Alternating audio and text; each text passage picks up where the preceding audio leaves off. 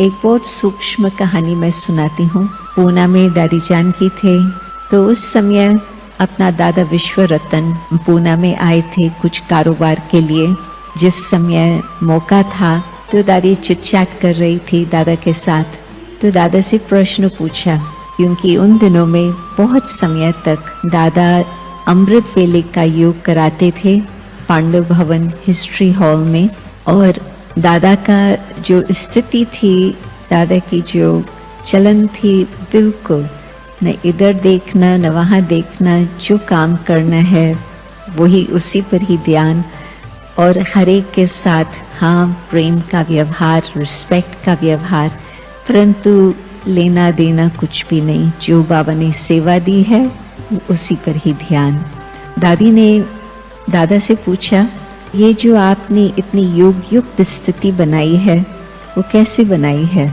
तो उन्होंने जवाब क्या दिया, एक तो मैं देखता हूँ कि मेरे कुछ व्यर्थ संकल्प न चले, परंतु दूसरा मैं ये भी सोचता हूँ कि मेरे कारण और किसी के भी व्यर्थ संकल्प न चले, क्योंकि उन्हों के व्यर्थ संकल्प चलाने के यदि मैं निमित्त बनता हूँ तो मेरे सिर पर ज़बरदस्त बोझ होगा और मुझे एक्स्ट्रा योग करना पड़ेगा उस बोझ को मिटाने के लिए, परंतु उस बोझ के कारण मेरी स्थिति में भी फर्क पड़ेगा।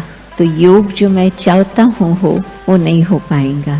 तो एग्जाम्पल दिया, मानो कि किसी की डायरी यहाँ रखी है और मैंने वो उठा ली, तो उस व्यक्ति का कितना चिंतन चला, यहाँ ढूंढे वहाँ ढूंढे, है तो कोई कीमती की बात नहीं, फिजिकल वैल्यू तो नोटबुक की है, परंतु उसके अंदर उस व्यक्ति ने किस प्यार से कौन से पॉइंट्स नोट किए हैं, उस व्यक्ति के लिए तो बहुत वैल्यूबल चीज़ है।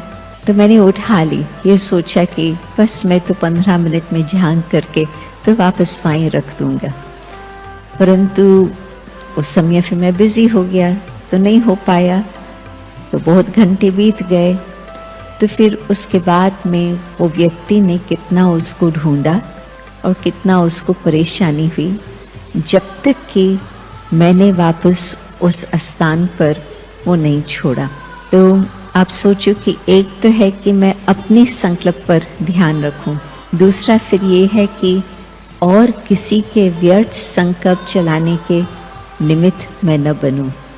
कितना सूक्ष्म अटेंशन चाहिए।